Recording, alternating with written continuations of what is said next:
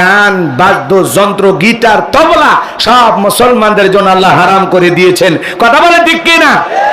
তাহলে যুবক গান বাজনা শ্রবণ করা যাবে? এগুলো শোনা জায়েজ না হারাম?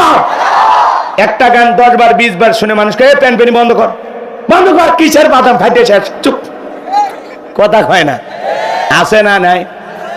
আবার ওই গান শিল্পী যেমনে গাইছে ওই সুর বাদ দিয়ে যদি গাওয়া শুরু করেন, ও প্রিয়া, মানে পাগলা নাকি রে? ওই হিরো আলমের মতো সুর থাক আর না থাক তাও গান গায়, আছে না নাই? আবার যদি কোন ও প্রিয়া মানে পাগলা আছে, তার মানে কি শিল্পী যে সুরে গাইছে বেশ কম হয়ে গেলে গান তার সেরার মতো লাগে, মজা লাগে না, আকর্ষণ নষ্ট হয়ে যায়। কথা বলেন ঠিক কিনা?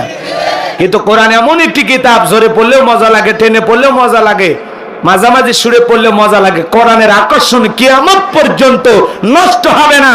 কোনদিন মুসলমানের কাছে কোরআন বিরক্তিকর মনে হবে যদি ঈমানটা মজবুত থাকে। আল্লাহ আমাদের সবাইকে হারাম গুনাহের গান বাজনা থেকে হেফাজত করুন, জোরে বলুন আমিন। আমার নবীজি তিলাওয়াত করে শোনায়া দিলেন, আমার আল্লাহ থেকে বলেন, ইন্না আ'তাইনাকাল কাউসার। আল্লাহু আকবার। কষ্ট পাচ্ছেন আপনারা? বিরক্ত হয়েছেন? ভাই হক কথা বলা লাগবে, এজন্য এই দিক সেদিক একটু যাই, আপনারা যেন কেউ বিরক্ত হেন না।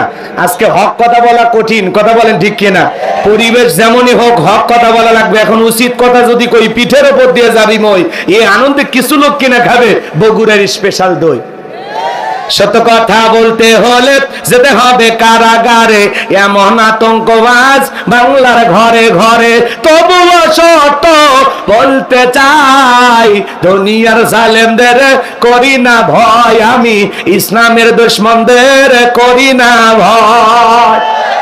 কোরআনের হক কথা বলছি, বলবোই। আল্লাহর কোরআনের কথা বলতে গিয়ে যদি জীবন চলে যায়, আমরা জীবন দিতে রাজি। এ বাংলার মুসলমান, শপথ গ্রহণ করতে হবে আল্লাহর জমিনে কোরআনকে প্রতিষ্ঠিত করার জন্য। যদি কখনো তাক আছে, মাথায় কাপড়ের কাপড় বেঁধে নিজের জীবনটা রাজপথে দিতে কারা কারা হাত তুলে দেখান। লিল্লাহে তাকবীর। হাত তোলেন, হাত টান টান করে তোলেন। লিল্লাহে তাকবীর। আয়াত বাকি আছে কয়টা?